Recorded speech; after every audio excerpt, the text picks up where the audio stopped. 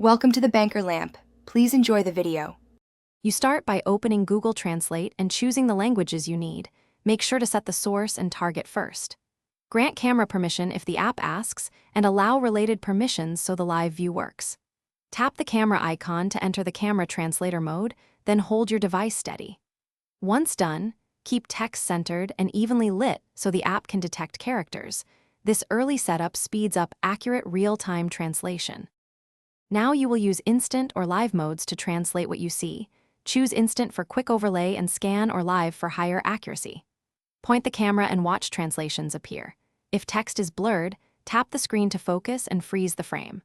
Once done, use the on-screen highlight tool to select specific lines and swipe to compare alternatives. Make sure to move slowly over dense paragraphs and adjust exposure for shadows so the OCR reads correctly. Finish by saving or copying translations. Tap the translated text to copy or use the Save button to store results for later. You can also import photos from your gallery to run OCR on higher resolution images.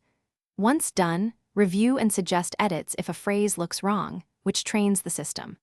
If results are inaccurate, make sure to verify the selected languages, improve lighting, or take a clearer photo.